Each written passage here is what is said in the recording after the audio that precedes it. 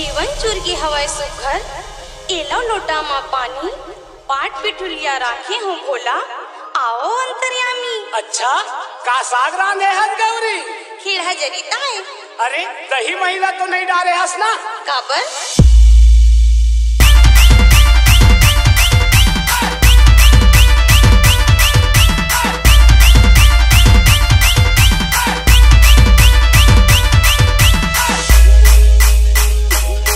भोला पूछा थे अपन गौरीला का पूछा थे कामा रांधे हस केड़ा जरीला तो का कहा थे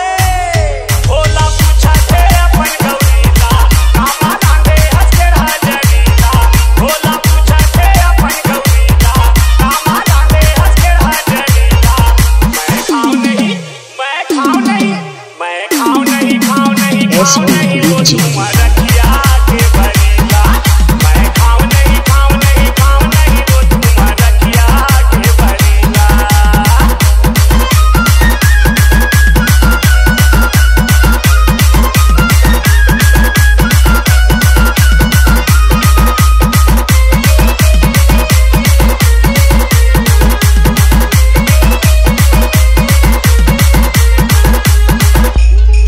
सुन तो साली की चाचा के तरवा माँ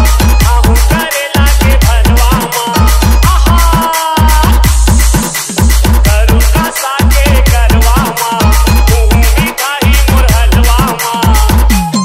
सुन ले वो मोर गौरी मोला बाते करू नीम खरी सुन ले वो मोर गौरी मोला बाते करू नीम खरी मैं खाऊं नहीं मैं खाऊं नहीं मैं खाऊं नहीं खाऊं नहीं खाऊं नहीं वो तुम्हारा किया के भरीला मैं खाऊं नहीं खाऊं नहीं खाऊं नहीं वो तुम्हारा किया के भरीला।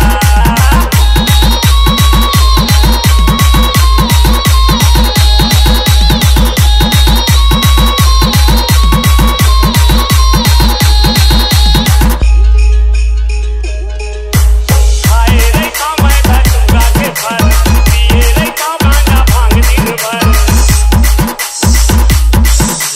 नरियल के पानी चूहा थे सुधर गैया के दूध ला पीठाऊं मैं हर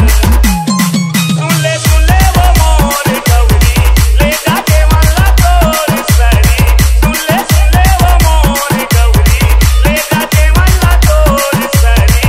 मैं खाऊं नहीं मैं खाऊं नहीं मैं खाऊं नहीं खाऊं नहीं खाऊं नहीं वो तुम्हारा किया के भरीला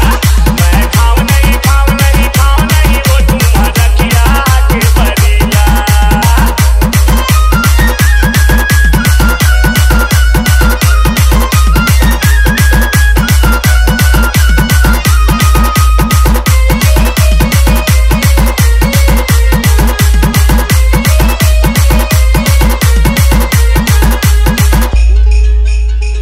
देवता दाना मन की जाते वो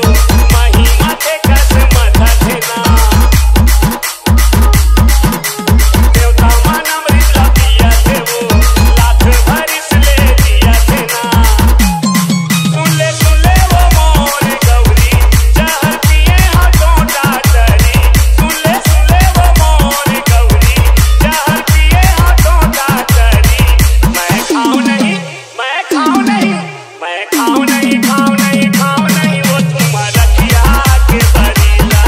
मैं खाऊं नहीं खाऊं नहीं खाऊं नहीं वो तुम्हारा किया के भरीला। भोला पूछा थे अपन गौरीला कामा रांधे हस केड़ा जरीला भोला पूछा थे अपन गौरीला कामा रांधे हस केड़ा जरीला मैं खाऊं नहीं मैं खाऊं नहीं मैं खाऊं नहीं खाऊं नहीं खाऊं नहीं वो तुम्हारा किया के भरीला मैं खाऊं नहीं खाऊं नहीं खाऊं नहीं वो तुम्हारा किया के भरीला मैं खाऊं नहीं खाऊं नहीं खाऊं नहीं वो तुम्हारा किया के भरीला